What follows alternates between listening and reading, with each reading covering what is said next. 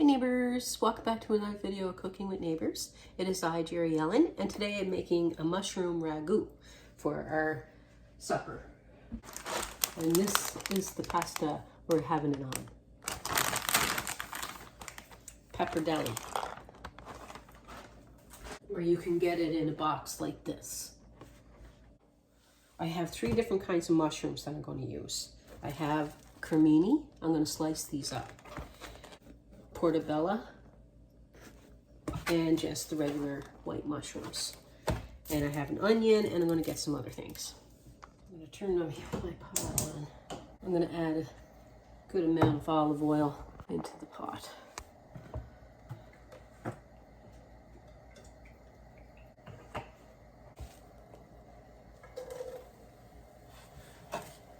This is one medium, I would say, onion, diced up. A little bit of salt. And I'll get slicing these mushrooms. How is everybody doing? I'm going to give these a quick rinse.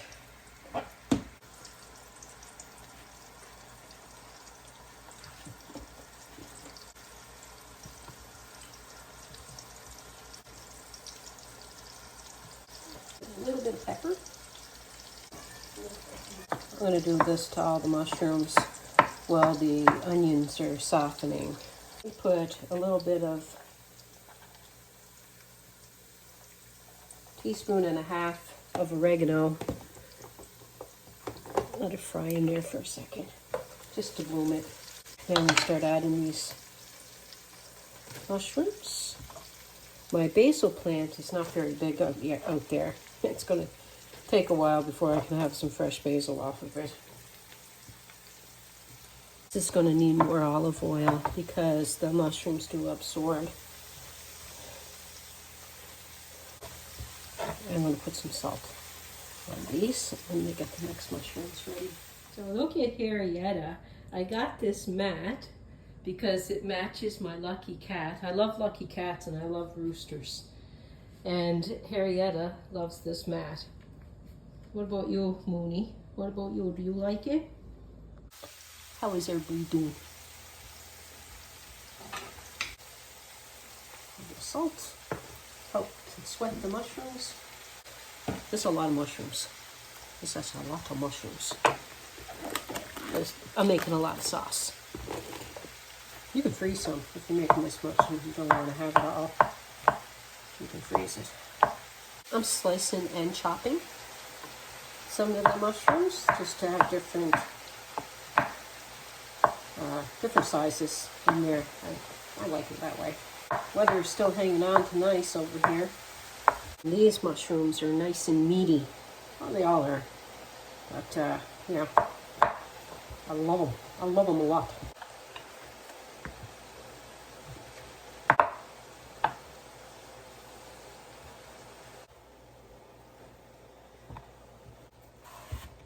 Lots of dirt in that water that I washed the mushrooms in.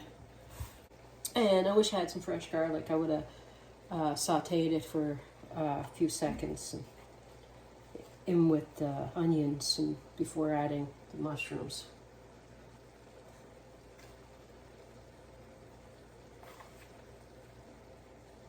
Three good teaspoons of garlic powder. I'm going to put 2 teaspoons of onion powder. Like good ones. Oops, make a mess. Make a mess. Some pepper.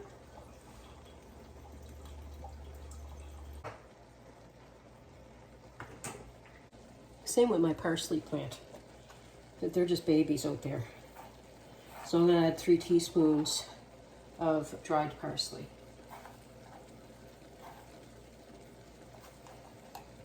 I'm going to cook these mushrooms down probably for about 15 minutes.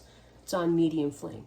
Actually, I'm going to let them probably cook longer than that because I want all the moisture to get released and evaporate pretty much. So it'll probably take me maybe even close to 30. It's depending on the size of your mushrooms and you know, that kind of stuff. While that is doing its thing, I'm going to add a little bit of basil. There's not a lot in here, so I'm going to give it a little rinse out.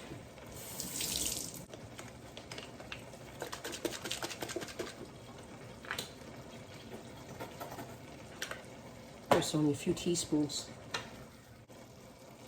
It smells nice.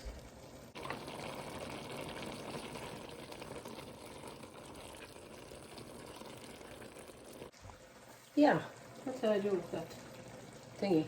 Yeah, my friend Linda over at Create with Linda. I seen her with this. Go check her out. She was making some Italian dishes over there, and she used this.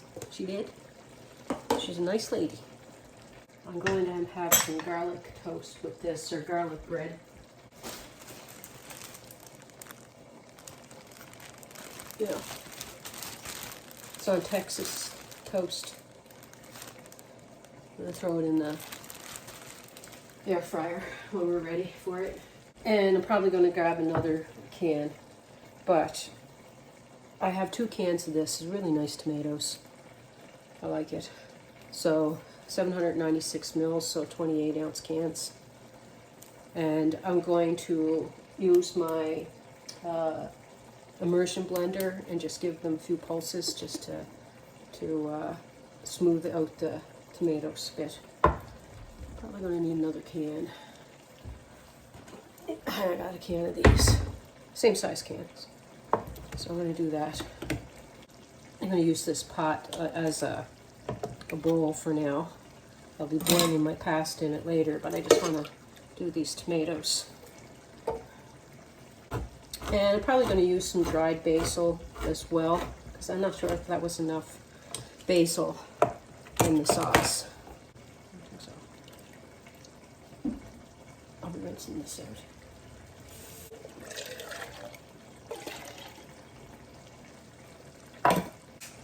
Having the barbecues and stuff on the weekend, so eating a bit of meat. This is a little break from having too heavy of that stuff. And it's delicious.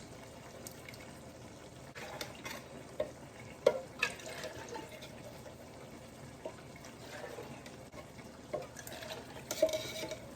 you go.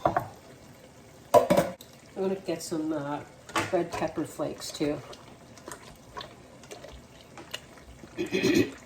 I'm just smushing them a bit so that they're a little broken before I put the blender to them, so they don't squirt maybe too much at me. You don't want to break up the seeds too much in your tomatoes because you can get some bitterness, so just kind of do it carefully.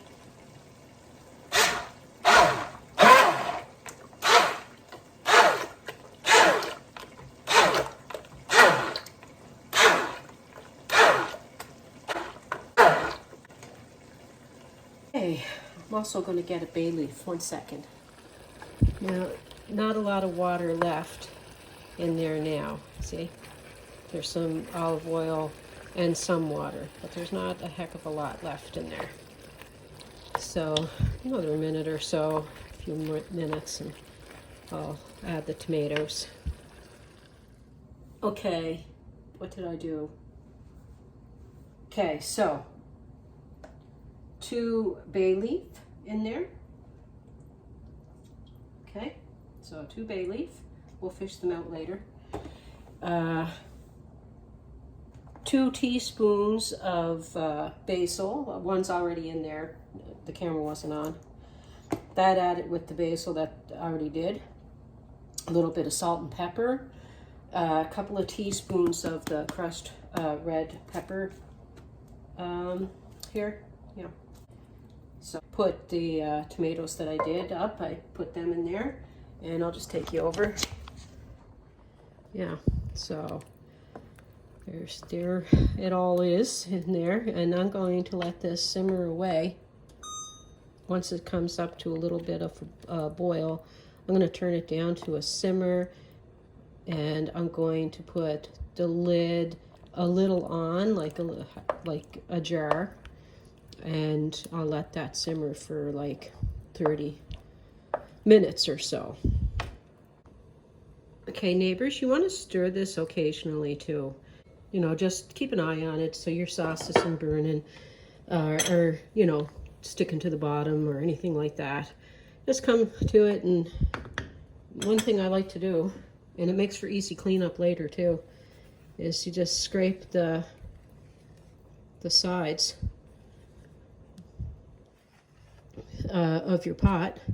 Scrape them down, and that's flavor. That's built up flavor anyway, so you want that in there. So, and then you just scrape it down, and then it's easier to clean your pot later.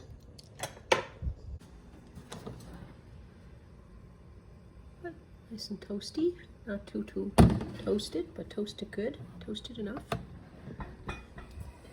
The sauce has been going for 40 minutes. And I'm going to let that continue simmering for another 15 minutes, 10 minutes, whatever. So, building the flavor. I'm going to grate some parm into my sauce.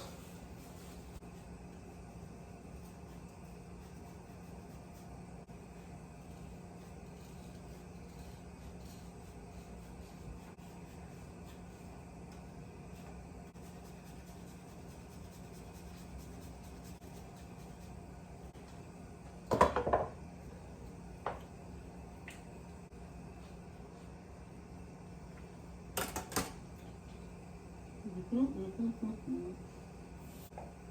the sauce looks so amazing.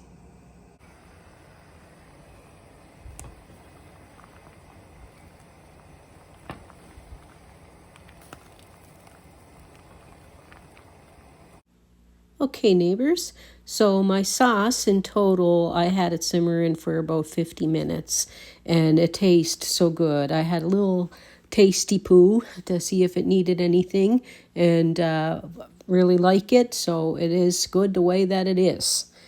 I'm just getting my board ready with all the stuff out for the fam.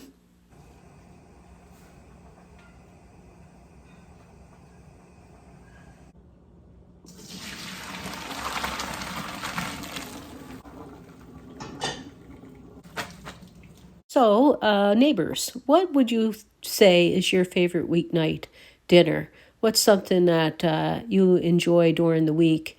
I can't even pick a favorite because I like too many things, but yeah, I do like pasta dishes, so I would have to say that's part of my favorite stuff. I'm going to put a little bit of sauce over the noodles because it keeps them from getting all sticky. I find if you do that with your spaghetti or whatever noodles you're using, a few scoops of your sauce and just loosen up the pasta in it, and then keep it from sticking together. So I'm just going to pick myself up a little bowl here so that I can show you it kind of up close and do a little bit of a tasty poo. I love these noodles. They're so good. They're made with semolina flour and egg, and I love the texture of them. They're really tasty with this. I love it for like a mushroom sauces, whether it's a cream mushroom sauce or a red mushroom sauce. But yeah, those noodles are really tasty. That was my thumbnail. I was smiling at the camera to get a thumbnail picture. Yeah, so like I say, the noodles taste super duper with this. And I love those tomatoes, those canned tomatoes that I used. Like a nice Italian tomato. They're not, they're a bit sweet. They're not too bitter. They don't have as many seeds and stuff, so that helps give it some sweetness without it being too bitter. And I'm giving it 2 thumbs up. Thanks, neighbors. Like, share, subscribe. Love you all. Take care, everyone.